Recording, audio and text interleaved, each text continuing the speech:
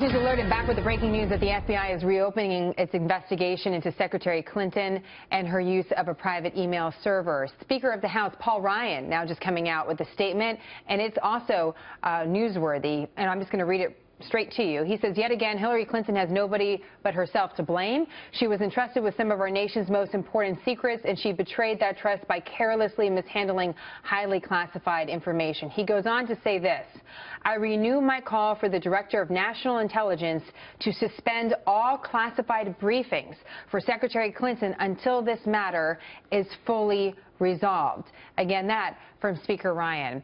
We wanted to get some legal perspective in all of this. Bob Bianchi, criminal defense attorney, former head county prosecutor as well, is joining us on the phone, a friend of the show. Bob, we wanted somebody with a legal background to just talk about the significance of getting this sort of announcement from the FBI. What do you think? Jenna, this is very highly unusual and a little disconcerting, at least from my standpoint as a former prosecutor, about the manner in which we discuss with the public investigations. The first thing is that those investigations should remain confidential for two reasons. One, for the protection of the investigation itself, but more importantly, to protect those who are innocent of things that are being investigated. So very much like when there was a decision that she was not going to be indicted, there was a press conference discussing her quote-unquote recklessness, and I agree with Director Comey's analysis of the law on that particular end because it's a very high burden for the prosecution to show. It is amazing to me that during an election season, where typically 60 to 90 days prior to an election, government officials do not release information about investigations, subpoenas, so as not to influence the outcome of an election. But wait a minute, Bob. Our viewers must be listening to this and just wondering, now, wait a minute, this isn't just your average citizen. This is somebody that's running to be leader of the free world. Shouldn't we know if the FBI has some additional questions on that matter?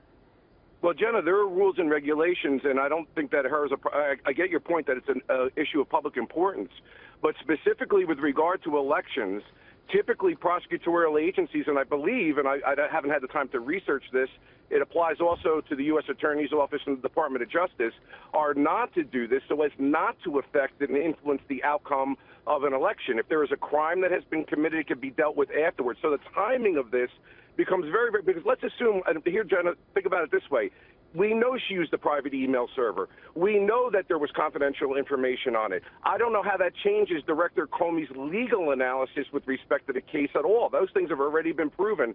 So I'm very suspicious of the timing of this, and I don't think it's fair to anybody, a public official or a private official, and I'm saying this as a prosecutor, not as a Democrat or a Republican. Your point's well taken, Bob, because if any of us were up for a job, and suddenly it was announced that we were being investigated for something, and then it was found that we were completely innocent of that, and we didn't get that job, we'd all be upset. So your analogy is, I mean, it definitely is not lost on us that there's the significance of that, the announcement from the FBI, as well as questions as to what exactly was the catalyst that for not only this letter, but for the FBI to make this announcement on this day ahead of voting day. So, Bob, we appreciate that. You made our conversation that much richer. We have a lot more questions and answers right now. And, of course, we'll have Bob back on when we continue to look through the legality of all this.